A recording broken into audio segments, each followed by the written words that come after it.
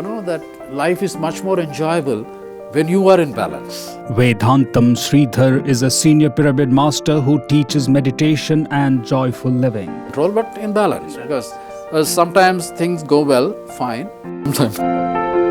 8 years ago, he retired as the CEO of a multinational company in Hyderabad. Even today when I read, particularly when I read Osho, I would feel, as if he's speaking to me.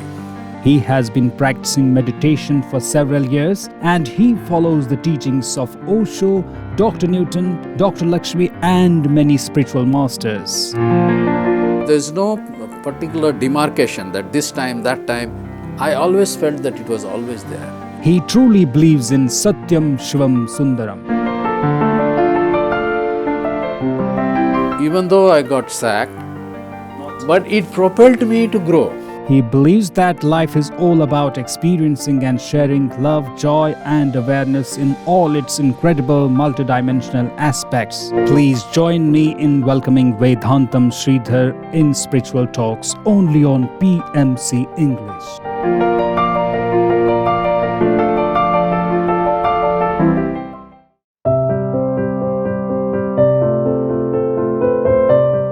Moving ahead, like as you said that you are good at teaching, and I know that you also teach meditation and living a joyful life.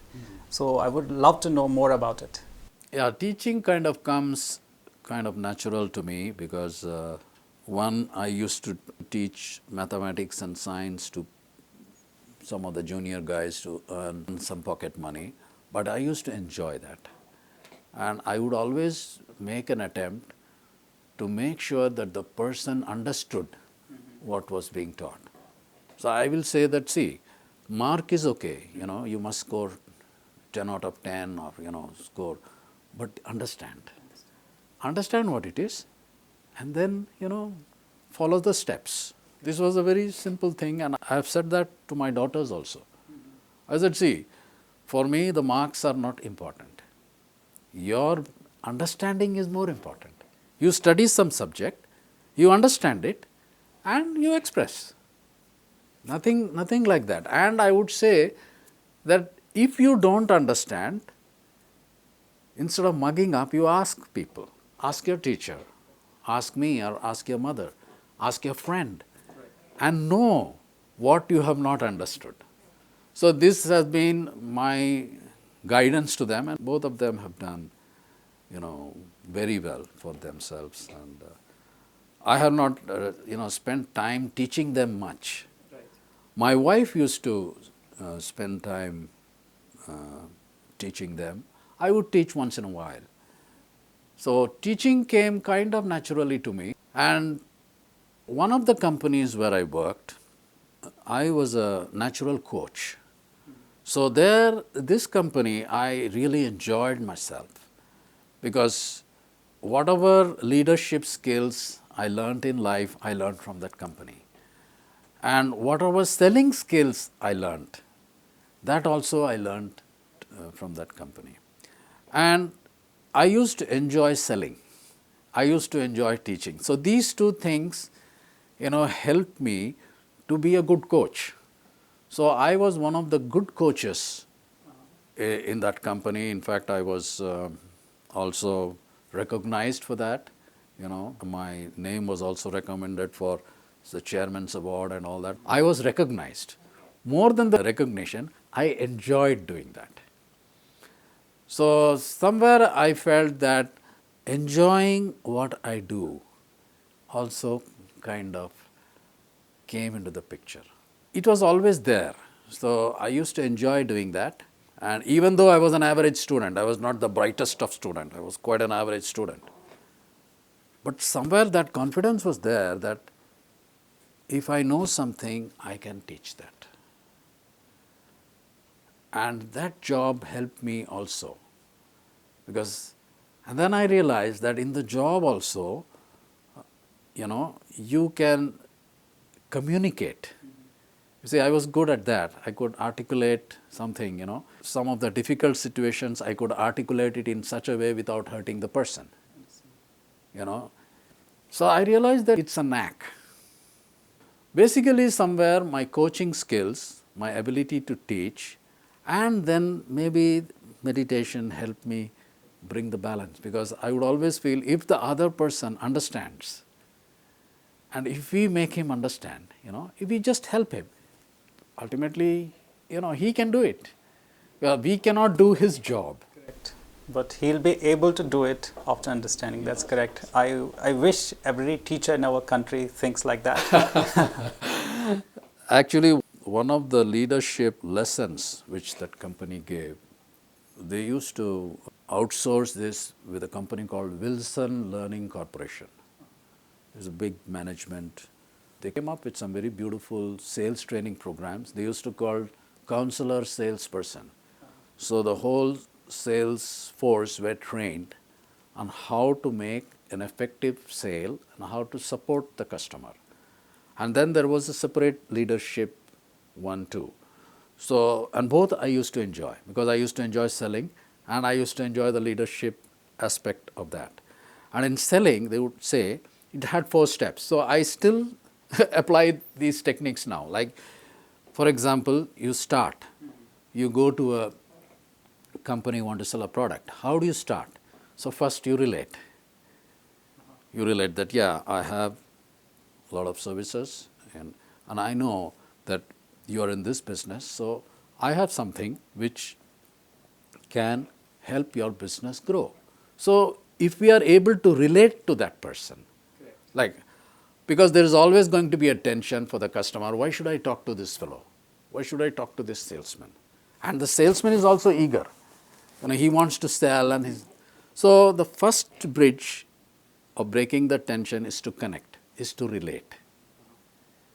So this is also a knack you can train. Like, after all, see, I'm going as a salesman. It is a responsible job. I'm selling something which is beneficial to you. Other people have benefited. And if you can give me some time, in a very short, duration, I can explain what we do, and then we can see if we can connect. If we can connect, then we can take this forward. So this was the first step. The second step, once a good customer, he would listen. See, after all, they also want to do well in their business. Like you want to do well in your business.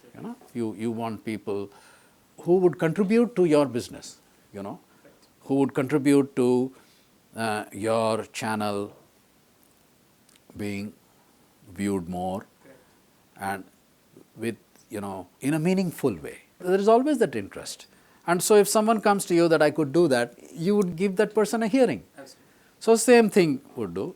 Second would be the interrogatory step. We find out about the, business and things like that. Third would be how to make the, you have discovered everything, and based on that discovery, you make a proposition. And that's where all the objections come, and you handle that. And finally, when everything is sold, you go back to him with service. So now what I found, this process, I have found useful in our meditation technique also. It is good. We relate. Now, for example, the fundamental question is, what is the purpose of my life? Why am I doing all this? Am I aligning to this? So it comes. When I question, somewhere it is there. So why am I here? Absolutely. This is a very common question Very for common everybody. question. Why am I here? Why am I doing this job? Nobody knows. Nobody knows. Yeah. Why am I doing this job? Am I connected to this? Am I related to this? So this comes. So this was the sales package, and I used to be good at training people and all that. And then the leadership was really good. You see, I realized that, and this is true for us too. So I realized one thing, in the course of leading, first I had to understand. So what I used to say, I had to do it for myself. What leadership is? First leadership is you have to lead yourself. True, very true. I have to lead myself. I have to ask myself. I have to, motivate myself. And what is the vision? All companies have this, a vision. Their vision would be written somewhere in their logo. Like, for example, Tata, we make steel. So that is their core strength. or somebody makes power. That's their core strength. We are water. And now it's just not just water. You look at it like a vision. It's a visionary. So once that vision is clear to you, then the other steps follow. Okay, to achieve this, what kind of a mission I can have? Okay, let's see, I will grow this company, I'll make so much tons, millions of tons of steel and, et cetera, et cetera, et cetera. And then that can be further split. What kind of goals we can have? Now, who's going to achieve all these goals? It cannot be done by one, it cannot be done by two. So, there will be people, and you give, when the person, let's say your job right now is your role, I'm just assuming in a simple way, is to say, interview half a dozen people every month. So that's a goal for you. Likewise, everybody would have goals. And based on how you perform, the manager or the leader, he can say, oh, you have done very well. He can give a feedback, you are doing very well. Or he can give a negative feedback, you are just doing rubbish. Now what happens when somebody says you are doing rubbish, you feel bad. So we say, you give him a corrective feedback. Yeah, you are not achieving this goal, so maybe there are some improvement needs. Let us see what is lacking here. Or you start positively, you have done well here, you have made some good steps, but here there is some improvement need. So this kind of feedback. So all these things, help me to not only to lead others, but to lead myself to lead others.